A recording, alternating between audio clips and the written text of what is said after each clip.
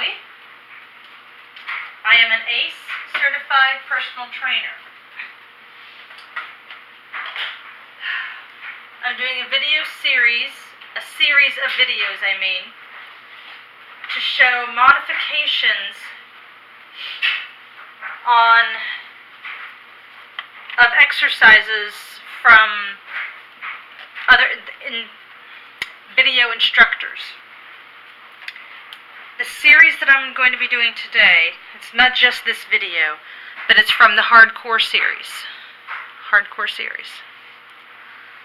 This one is gym style legs, as you can see. I'm still getting adjusted to this camera, so whenever I pull it here, I'm not accustomed to having to do a mirror image of it. Here are the exercises. Yeah, here are the exercises that I'll be showing in the hardcore series. And I'll be listing these exercises in the description after I post the video, or when I post the video.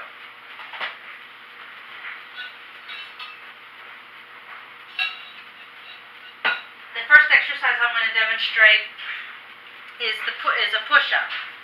I'll show you a wall modification, which I've shown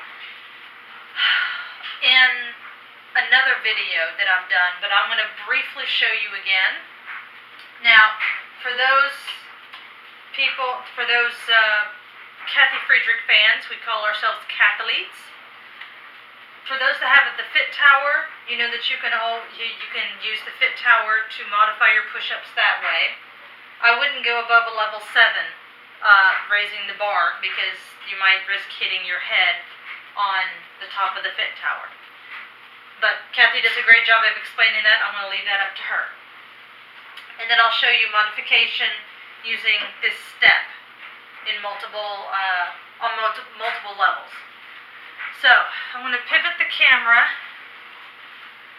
so that it faces the side wall there. So those that have wrist issues, so if you don't want to jackknife the wrists like this, then you can make a fist and put the fist up against the wall. So if the wall were here, you would put your fist up against the wall like that. So you'd have good alignment. You wouldn't be jackknifing like your hand up against the wall like that.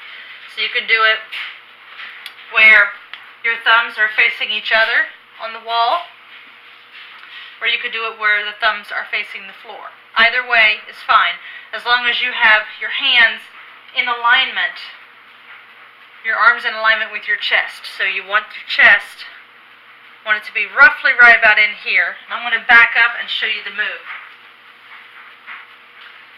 So those that have wrist issues, maybe you have carpal tunnel, whatever the case may be.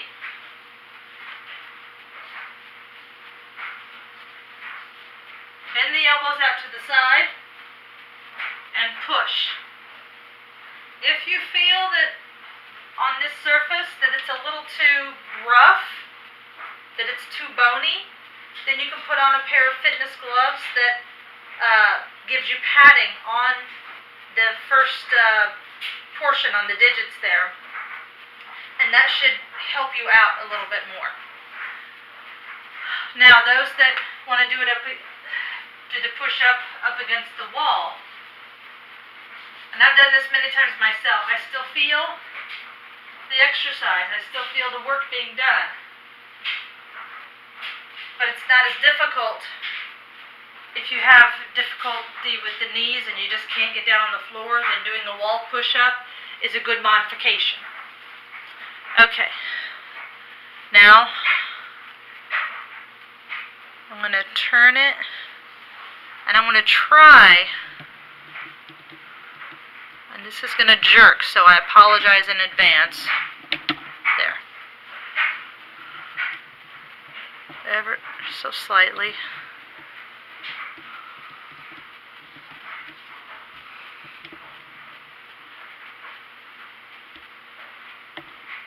There we go. All right. can't do a lot of micro movements. I'm going to bring the step back ever so slightly. Okay. Now another modification of the push-up is using a 14-inch step, which is what I have. You can use an 8-inch step, and this is 6 inches. I stack it together to make it 14.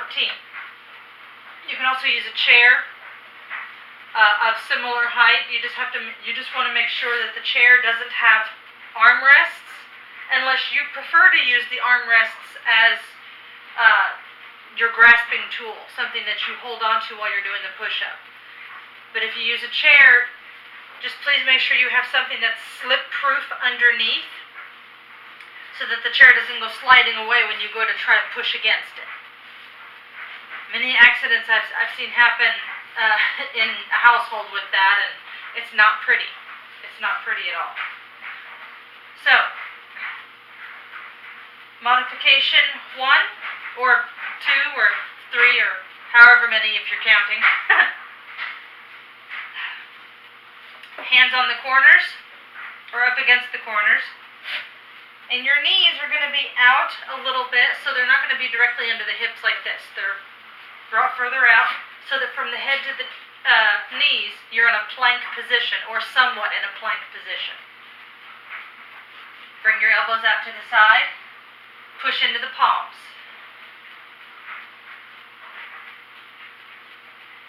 Now, if you need to modify further than that, bring the knees in slightly so that the hips are directly over the knees.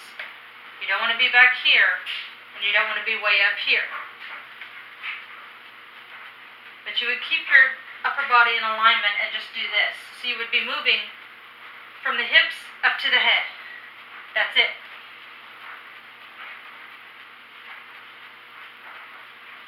And so you could do the same thing on the 8-inch step, or on the 6-inch step, or on Kathy's mini step, the square step that's 4 inches tall. You could do the same thing there, and the same thing on the floor. But on the floor, you have the freedom to put your hands more narrow or wider, wherever you feel you can safely gauge it. And if your wrists are bothering you, go back to the fist method. It's okay. Some people like to use that perfect push-up tool with the handle that pivots. Go for it. If you have it and want to use it, yeah. You invested the money in it, why not? Or it was given to you as a gift, perhaps. The next exercise I'm going to show you are dips.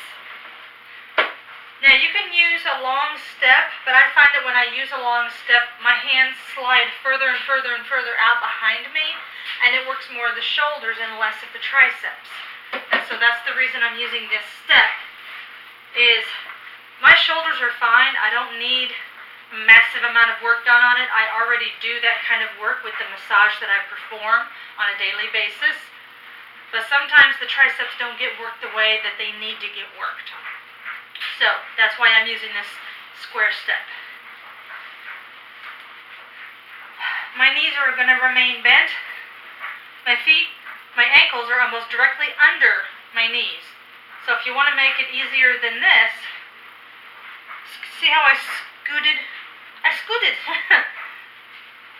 My toes, my feet are closer to my buttocks than they are to my knees.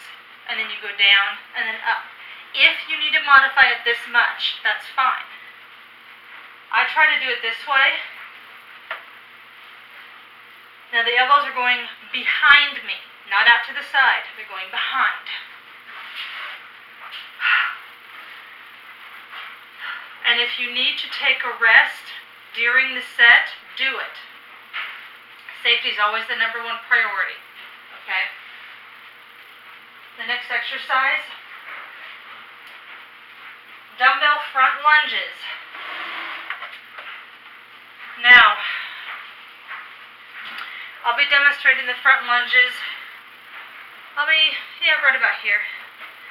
I'm not going to do it with dumbbells because the front lunges going into the motion can almost be a balance challenge in itself. I'm going to start with the back leg going forward. So, weight in the front heel and in the back toe. Torso upright, so you're not going to hinge forward like this. Both knees bend. Push into the front heel and the back toe, although you're going to feel it more in the front leg and in the glute on that side. And then push into the heel to get yourself up.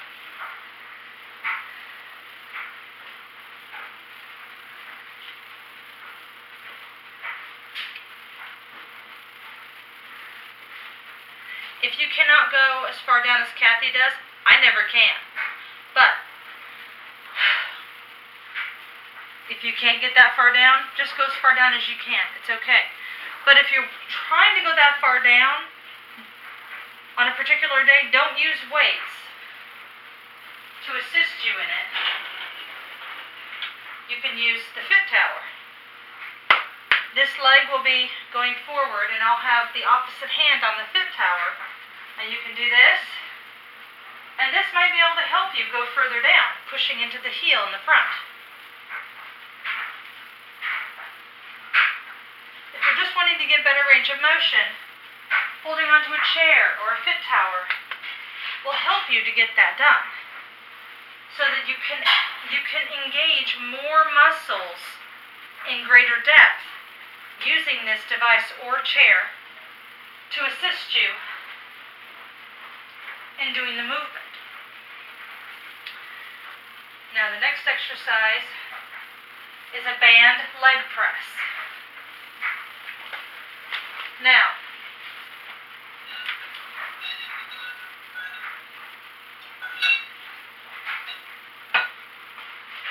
the band leg press, I think Kathy does it on a shorter step than the 8-inch step. Now she may actually do it on an 8-inch step. If your knees are not allowing you to bend this much, then you can go with a 6-inch step and it works just fine as well. You just don't have as far to come down. And if the back knee is not permitting you to bend as much, then it's okay. It can bend just enough to cushion the body coming down. So, since I used this leg for the front lunges, I'll use this leg to demonstrate the leg press. Band here, weight in the front heel, push, and notice I'm not sinking super far down like Kathy does. I'm still bending the back knee though. Now, if you're finding that even bending the back knee like this is too difficult, then you can do this. I'm bending the back knee just enough so that the momentum doesn't crash my body into the floor. So that when I come down, I bend it ever so slightly and then stand up. I extend it. And that's one way, that's another way to do it. If you're finding that the band is just too difficult, and that height on the step is too much, then you can use the 6-inch portion and just do it like this. That's fine too. As long as you're feeling it in the area, the glutes and the quads, where you need to feel it. Now for the leg press, it's going to be primarily in that glute. But for lunges, it'll be in the glute and in the quadricep of the same leg. Dumbbell, slow motion, lunges. Now,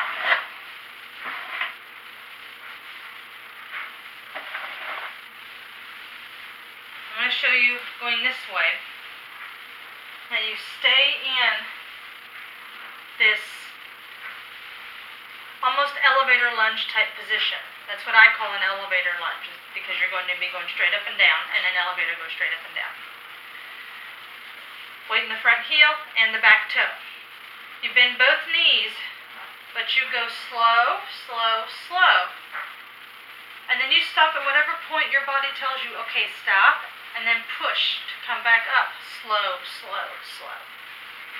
Down. And then slow up. Making sure the torso stays upright. You don't want to pitch forward like this.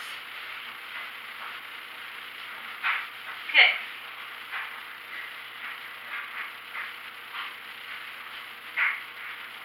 Alright, the next one, glute press on the ball. Now, I'm going to show it on a step. You can still do this on a stability ball, but for those that are having stability issues,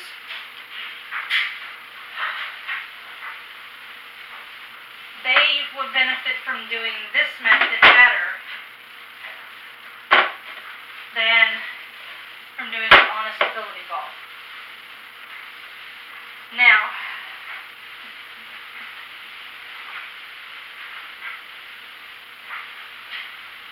feet on.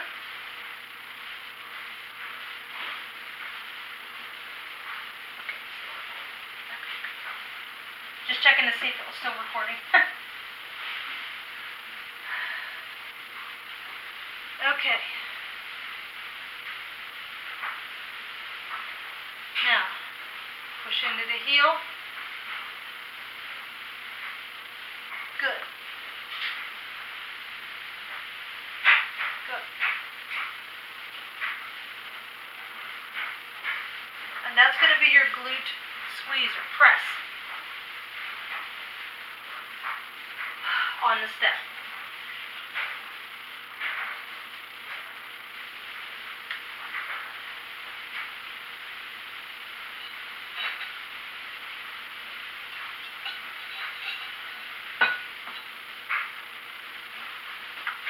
Now,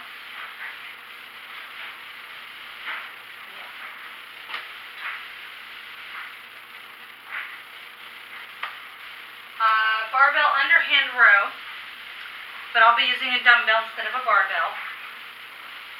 And what I plan to do is I'll be putting my foot on an 8-inch step.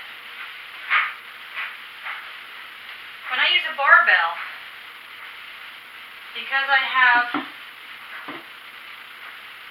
a little bit of scoliosis in my mid-back, and because I have a bit of lordosis in my low back, I don't feel the work in the areas where it's intended. I always feel it in my low back. I never feel it anywhere else. When I add more weight to the barbell, I feel more of the weight on my low back. So that's why I tend to not use barbells. If you want to use them, fine. I'm not going to come to your house and tell you that, oh, you need to do this or this or that. No. It's not going to happen. I have way too much stuff going on in order to do that. I put one foot on the step. Now, I'm not going to be stepping up because this is an upper body, not a lower body. But the reason I'm bending one knee is to take the pressure off my low back. Now, if you don't want to do the step, you can just tap the toe like this and do it like that. Which is perfectly alright. Palms facing forward, draw the elbows back.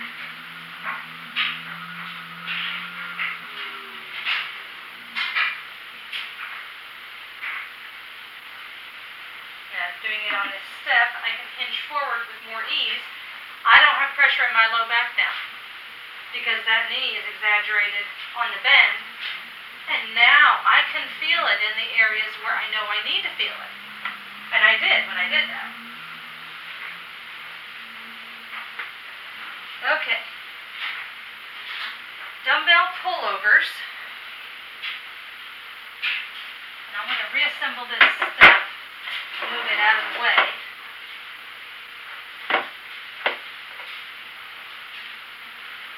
Make sure that this is still recording. Yes. Okay. Dumbbell pullovers. Now on the list it's called barbell pullovers, but I do dumbbell pullovers. One, because the bench that I have is set up, I wouldn't be able to take the bar up and over my head without it crashing into the partitions on the side. And the bench that we have is for a bench press, not a pullover. So that's why I'm doing this. So for my dumbbells, I'm going to take, and I'm not sure if you can see it, there's flat end and there's a round portion.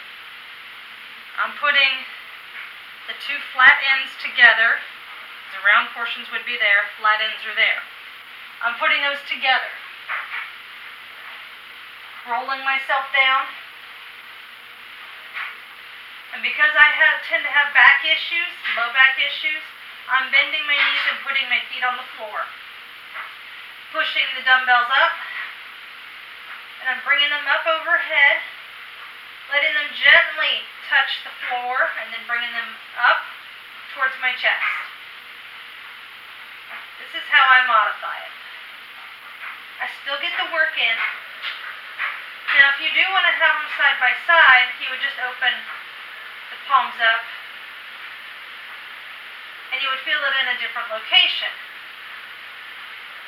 But there's less stability involved. And that's part of the reason that I'm showing the modification, is so that it helps you to create some stability in the workout itself, and so that with the stability, it helps you to get your range of motion and your form correct. When you know you have those down, then you can switch things up a little bit. And you do not have to use every modification that I have on here.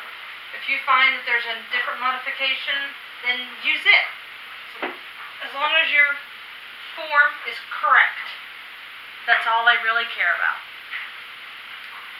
Now, barbell curls.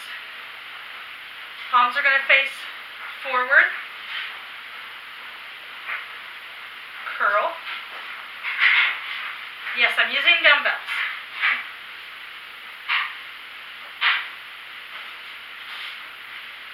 And that was a simple modification, something that is very easy to demonstrate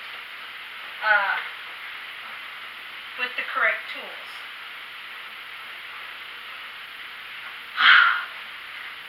Thank you for joining me.